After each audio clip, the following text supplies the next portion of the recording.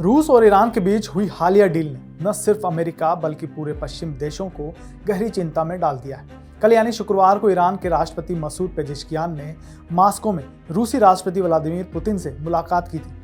इस महत्वपूर्ण बैठक के दौरान दोनों नेताओं ने कई महत्वपूर्ण मुद्दों पर चर्चा की और अंततः 20 वर्षीय मिलिट्री समझौते पर हस्ताक्षर किए। पुतिन ने पेजेश्कियान का स्वागत पूरी गर्मजोशी के साथ किया, जो साफ संकेत था कि रूस और ईरान के बीच की नई साझेदारी अब एक नई ऊंचाई पर पहुंच चुकी है। पुतिन ने इस बैठक में कहा था कि रूस और ईरान ने पिछले कुछ वर्षों में अपने सहयोग को विविध क्षेत्रों में मजबूत किया है।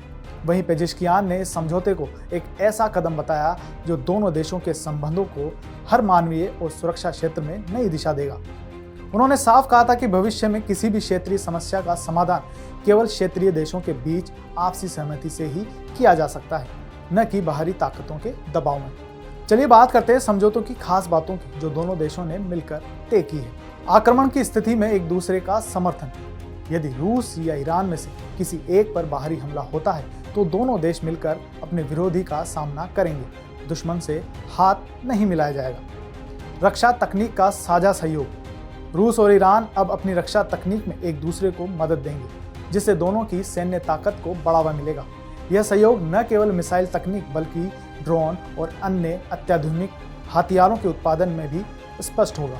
संयुक्त सैन्य अभ्यास और रक्षा सहयोग। दोनों देश मिलकर नियमित रूप से युद्धाभ्यास करेंगे और रणनीतिक साझेदारी को और गहरा करेंगे। पश्चिमी आर्थिक प्रतिबंधों का संयुक्त सामना। रूस और ईरान ने साफ कर दिया है कि वे पश्चिमी देशों के साथ आर्थिक प्रतिबंधों को मानने से इनकार करेंगे। वे मिलकर इन प्रतिबंधों का सामना करेंगे।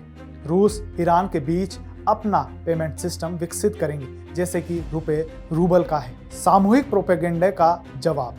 दोनों देश मिलकर पश्चिमी प्रोपेगेंडा का भी सामना करेंगे। अंतर्राष्ट्रीय सुरक्षा मामलों में साथ अंतर्राष्ट्रीय सुरक्षा मामलों में एक दूसरे को सहयोग करेंगे। जानकारों का मानना है कि पश्चिमी देशों के साथ बढ़ते भू राजनीतिक टकराव ने रूस और ईरान को करीब ला दिया है। अमेरिका और यूरोप के दबावों के खिलाफ इन दोनों देशों ने एक नए गठबंधन की दिशा में कदम बढ़ाया है, जो साफ संकेत देता है कि दोनों देश अब एक नई सामरिक साझेदारी के तहत काम करेंगे। हालांकि खाड़ी क्षेत्र में अपने हितों के कारण रूस अभी पूरी तरह से ईरान के पक्ष में नहीं झुका है। इस संधि के बाद ऐसा कहा जा रहा है कि यूक्रेन में रूसी हमले और तेज हो जाएंगे। पश्चिमी देशों को अब यह स्पष्ट हो चुका है कि रूस और ईरान मिलकर अपने सैन्य और आर्थिक दबाव का सामना करने की योजना बना चुके हैं।